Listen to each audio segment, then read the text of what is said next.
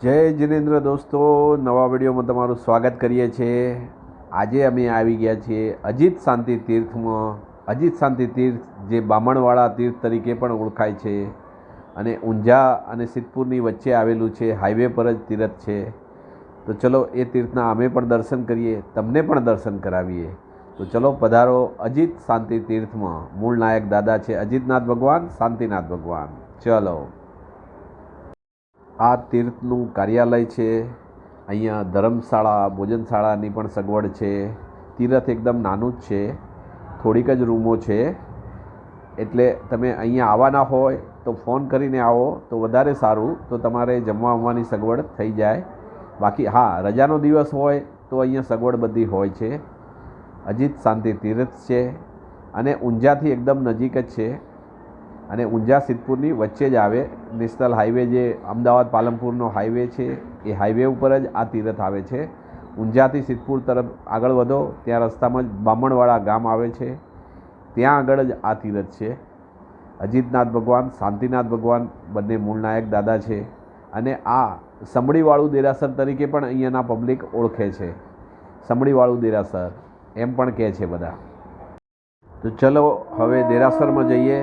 નમો જીણાણમ જીએ ભયાણમ। સરસ મજાનું નાનકડું દેરાસર છે, પણ દેરાસર સરસ મજાનું છે। તો ચલો અંદર દેરાસરમાં જઈએ।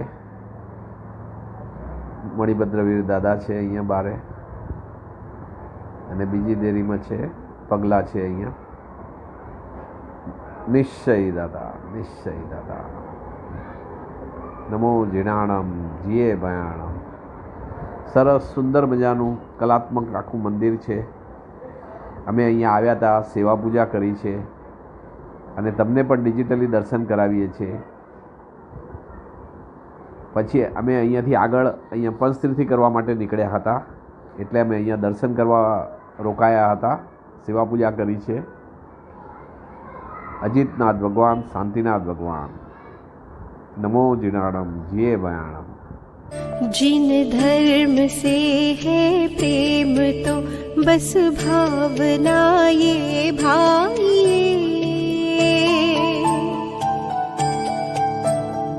देह जाए तो भले जिन धर्म रहना चाहिए,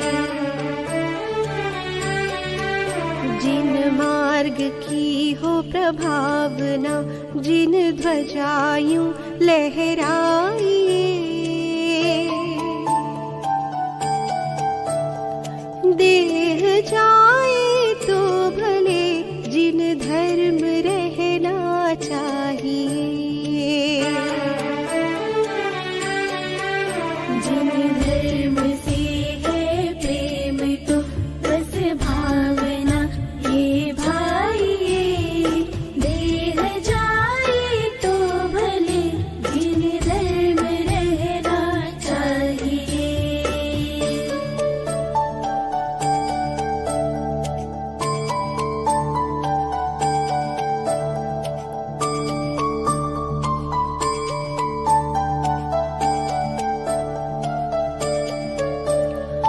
वीतरागी यहो जिनेश्वर, धन्य वे मुनिराज है। वीतरागी यहो जिनेश्वर, धन्य वे मुनिराज है। निरपेक्ष सहज स्वरूप दर्शाते करे उपकार है। मंगलमयी प्रभु शरण पाके जगोत्तम हो जाइए, देह जाए तो भले जिन धर्म रहना।